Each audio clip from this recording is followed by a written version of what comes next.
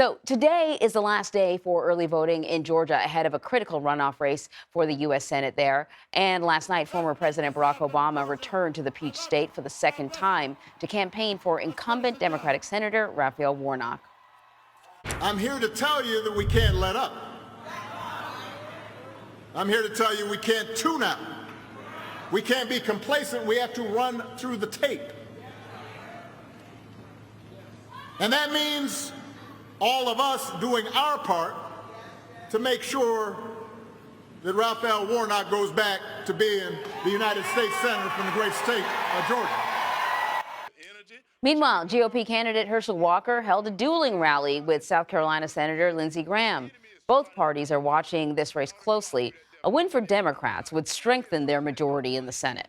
Nikole Killion is covering the runoff for us. She's in Roswell, Georgia right now, just outside of Atlanta. Nikole, good to see you. Georgia election officials say that more than 1 million voters have already cast their ballots, outpacing turnout for the runoff races in 2016 and 2017. So what's driving them to the polls? What are the top issues?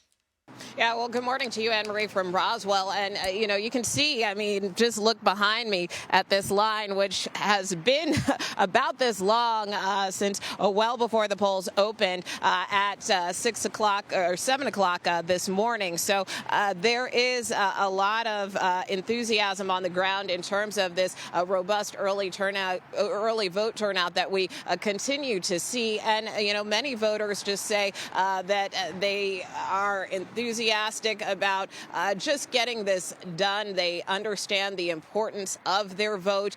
They understand that it matters in such a critical and close runoff race.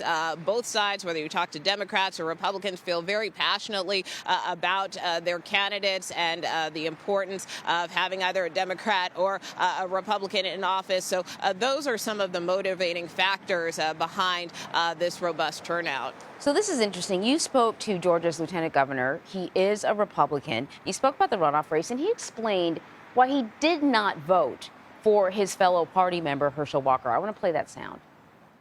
Ultimately, why couldn't you support Herschel Walker? I'm a conservative. I'm a conservative because I think it's the best way to govern. I've been a Republican a lot longer than a lot of folks. I think I've got kids probably that could articulate the conservative platform better than some of the candidates that Donald Trump and his group supported all across the country. This wasn't the right brand for Republicanism. And I think Herschel Walker will probably go down as one of the worst Republican candidates in our party's history. So there are about 200,000 voters who split the ticket in the midterm election. They voted for Republican Governor Brian Kemp, but they did not vote for Herschel Walker. How crucial is this group for Walker? It is a critical voting bloc, really, for both candidates. And the lieutenant governor kind of addressed that, saying that he does feel Herschel Walker may be at a deficit, not only because of that, but for people who, in his words, may have held their nose and didn't even back Walker at all. And so from that standpoint, he said that he thinks that it will be critical for the candidate to make up ground. That's kind of what he was hoping that Walker would do in this runoff, try to win back some of these votes, including his. But as he told me when he got into that voting booth earlier this week, he simply couldn't vote for either candidates and simply left the ballot blank, also explaining that he feels that it was important to exercise his right to vote. But that being said, what we are seeing strategically on the ground here is that, Walker, of course, is trying to win some of those voters back. He recently campaigned with Governor Kemp, who has thrown his support behind him and helped him with a turnout operation,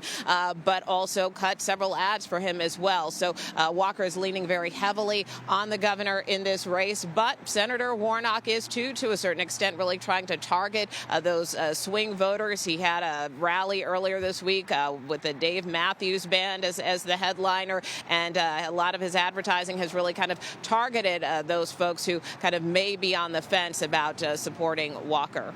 Man, yeah, all I kept on thinking was, I wonder what the price tag ultimately is going to be on this election.